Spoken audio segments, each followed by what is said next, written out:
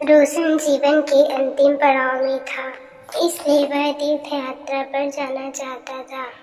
उसने अपने जीवन भर की कमाई एक जगह एकत्रित कर रखी थी। जब उसके मन में तीर्थ यात्रा पर जाने का ख्याल आया तो उसने उसमें से कुछ असरफियाँ निकाल ली और बाकी बची हुई 1000 असरफियाँ एक थैली में भर ली और अपने मित्र दीनानाथ को देते हुए बोला, मित्र, यह मेरे जीवन भर की कमाई है। अब मैं तीर्थ यात्रा पर जा रहा हूँ। अगर मैं 1 साल के अंदर नहीं आ पाया तो तुम इन्हें किसी नेक काम में खर्च कर लेना। 1 साल तक की असरफियाँ तुम्हारे पास मेरी एक अमानत है। अगर मैं आ जाऊँगा तो मैं आकर वापस ले लूँगा।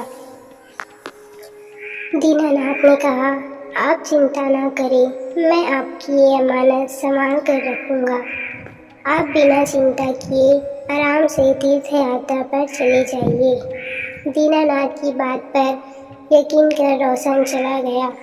इतना सारा धन देखकर दीनानाथ का मन बदल गया और उसने उन सारी असरफियों को हजम करने की ठान ली। 1 वर्ष बाद जब रोशन तीर्थ यात्रा से वापस आ गया और दीनानाथ के पास अपना धन लेने गया तो दीनानाथ ने धन देना तो दूर, रोशन को पहचानने से भी इनकार कर दिया और उसे बेइज्जत करके घर से भगा दिया।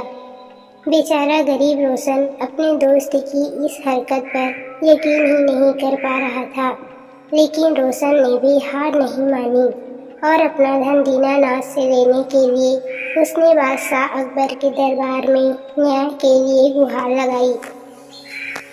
अब दीनानाथ को भी दरबार में बुलाया गया, लेकिन दीनानाथ अभी भी रोशन को पहचानने से इनकार कर रहा था। रोशन के पास अपनी बात को साबित करने के लिए ना तो कोई गवाह था और ना ही कोई सबूत। सच्चाई का पता करने के लिए बादशाह ने ये मामला बीरबल को सौंप दिया। बीरबल ने दोनों से दोबारा पूछताछ की, लेकिन दीनानाथ अपनी बात पर अटल रहा। बीरबल ने रोशन से पूछा, तुमने किसके सामने अपना धन दीनानाथ को दिया था? हुजूर, बस एक आम के पेड़ के नीचे मैंने धन दिया था और कोई गवाह नहीं था। इसका मतलब तुम्हारा गवाह आम का पेड़ है। जाओ तो उस आम के पेड़ से कहो कि वो तुम्हारे पक्ष में गवाही दे। अगर वो न माने तो उससे मिन्नतें करना, लेकिन पेड़ को गवाही के लिए लेकर आना, तभी तुम्हारा धन तुम्हें वापस मिल सकेगा। बेचारा रोशन बड़बड़ाता हुआ चला गया। पेड़ भी भला कभी गवाही दे सकता है? दीनानाथ और बीरबल महल में ही रोशन का इंतजार करने लगे।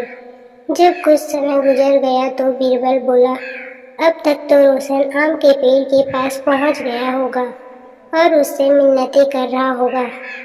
तभी दीनानाथ बोला, रोशन तो वृद्ध आदमी है, वो इतनी जल्दी वहां नहीं पहुंच सकता। अभी तो उसे काफी समय लग जाएगा, क्योंकि वहां का रास्ता भी साफ नहीं है। बीरबल शांत होकर रोशन का इंतजार करने लगे। बहुत देर बाद रोशन महल में आया और बोला, महाराज, मैंने पेड़ से बहुत मिन्नतें की, लेकिन वो वहीं का वहीं खड़ा रहा। अब आप ही बता दीजिए मैं क्या करूं? बीरबल ने रोशन को आश्वासन देते हुए कहा, तुम चिंता मत करो, पेड़ तुम्हारे पक्ष में गवाही देकर चला गया है। दीनानाथ ने आश्चर्यचकित होकर पूछा, पेड़ कब आया? मैं तो कब से यहीं बैठा हूँ। बीरबल बोली, दीनानाथ, जब मैंने तुमसे पूछा था कि रोशन उस पेड़ के पास पहुँच गया होगा तो तुमने तुरंत इनकार कर दिया। इसका मतलब कि तुम उस जगह के बारे में अच्छी तरह से जानते थे, लेकिन तुम झूठ बोल रहे थे। अब तुम सीधे सीधे असरफियों के बारे में बताते हो, क्या मैं अपने तरीके से पूछूं? बेचारे दीनानाथ ने डर के मारे सब कबूल कर लिया। उसने रोशन से माफी मांगकर उसका सारा धन वापस कर दिया।